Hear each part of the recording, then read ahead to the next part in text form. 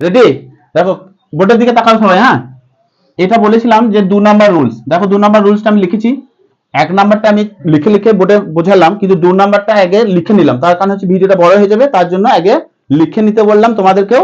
এবং লিখে নেওয়ার পর আমি এবার বুঝিয়ে দিচ্ছি যে এক্ষেত্রে অ্যাফার্মেটিভ থেকে নেগেটিভ করতে গেলে কি তোমাদেরকে পদ্ধতি মেনে চলতে হবে। ঠিক আছে? তো দেখে নাও, আমি যেটা টু এবং টু যুক্ত সেন্টেন্স হলে কিভাবে নেগেটিভ করবে তার রুলসটা ডান দিকের ঘরে লিখে দিয়েছি, এবং সেটা কিভাবে পরিবর্তন করছি তোমাদেরকে আমি একটু একটু করে বোঝাচ্ছি।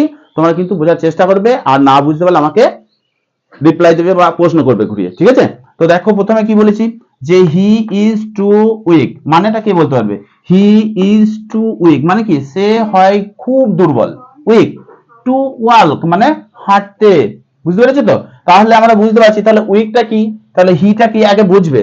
হিটা কি? সাবজেক্ট। এটা কি? Auxiliary verb. এটা টুটা কি? টুটা আমাদের রুলসে লেখা আছে যে টু থাকলে কি বুঝবে? বেশ। উইকটা কি? অ্যাডজেক্টিভ। আর টু ওয়াল্ক, ওয়াল্ক মানে কি? হাঁটা, এটা হচ্ছে ভার্ব। বেশ, দেখো তো কিভাবে পরিবর্তন করছি নেগেটিভটা। হি লেখা আছে, তাহলে আমাদের কি বলেছে যে প্রদত্ত সেন্টেন্সের সাবজেক্ট প্লাস ভার্ব। তাই প্রথমে সাবজেক্ট তারপর ভার্ব বলতে কোনটা, এটাকে বোঝাচ্ছে। তাহলে দেখো আমরা পরিবর্তন করছি, নিয়ম ধরে ধরে লিখবে। হ্যাঁ, আগে তোমরা খাতার দিকে তাকাও কিংবা বোর্ডের দিকে তাকাও, বুঝে নাও, তারপর খাতায় লিখবে নোটটা। তাহলে প্রদত্ত সেন্টেন্সের কি বলেছে? সাবজেক্ট। তাহলে আমরা নেগেটিভ করতে গেলে প্রথমে কি দেবো? সাবজেক্ট। ওকে, বুঝতে পেরেছো? সাবজেক্টের পর কি বলেছে? বোর্ডের দিকে তাকাও, সাবজেক্টের পর কি বলেছে? ভার্ব। তাহলে সাবজেক্টের পর ভার্ব, তাহলে এখানে ভার্ব বসালে। বেশ, কঠিন লাগলে বলবেন, আস্তে আস্তে কি আসবে নিয়ম ধরে ধরে। তাহলে সাবজেক্টের পর কি দিলাম? ভার্ব। ভার্বের পর কি আসছে? Plus two. তাহলে টু আছে আমরা দেখতে পাচ্ছি, তাহলে টু এর পরিবর্তে ওই জায়গায় কি বসাবো? সো। কঠিন লাগছে? তাহলে লিখো সো, ইংরেজি জল। ঠিক আছে, একবারে জল করে দেবো। ঠিক আছে, বুঝবে? তাহলে টু এর পরিবর্তে আমরা টু এর জায়গায় কি লিখলাম? সো। সো বসে, তারপর কি বলেছে? প্লাস টু এর, টু এর পরিবর্তে যে প্লাস টু এর পরের প্লাস টু এর পরের যে অ্যাডজেক্টিভ বা অ্যাডভার্ব থাকবে। তাহলে আমাদের কি রয়েছে? অ্যাডজেক্টিভ আছে না অ্যাডভার্ব আছে? টু এর পরে অ্যাডজেক্টিভ আছে, তাহলে অ্যাডজেক্টিভ পরে কি থাকবে? অ্যাডজেক্টিভ পরে বসে কি বসে? দ্যাট। তাহলে কি লিখবো? So that. কঠিন? তাহলে লিখবো সো দ্যাট। কত দেখো একবারে পানির মতো জল। ঠিক আছে, জলের মতো পানি, পানির মতো জল। ঠিক আছে, তাহলে এখানে কি হলো? He is so that. বুঝতে পারলাম এই পর্যন্ত সবাই আমরা? বেশ, তাহলে কঠিন কিছু নেই। দ্যাট হলো, তারপর কি বলেছে? দ্যাটের পর কি আছে?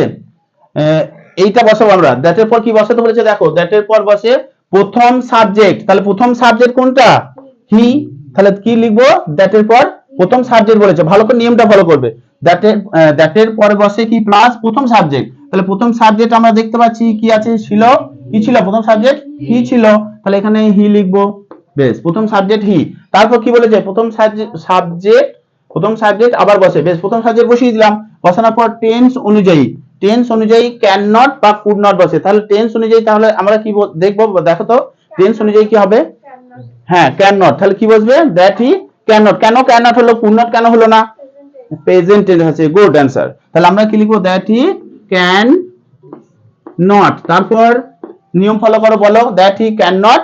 তারপর কি বলেছে? দাঁড়াও, একবারে নিয়ম ফলো করো। দ্যাট হি ক্যান নট, তারপরে প্রদত্ত টু এর পরে কি পরের অংশের বলবে? তাহলে টু এর পরের অংশে কি আছে? ওয়াল্ক আছে। তাহলে that he can not walk. কঠিন লাগলো? That he can not walk. ঠিক আছে, সবার বুঝতে পেরেছো? ওকে, এরপরে আমরা 3 নম্বর রুলসটা লিখবো। ঠিক আছে, শেখাবো। ওকে, রাখো। রিয়াজুল, তুমি ভিডিওটা স্কিপ করে দাও।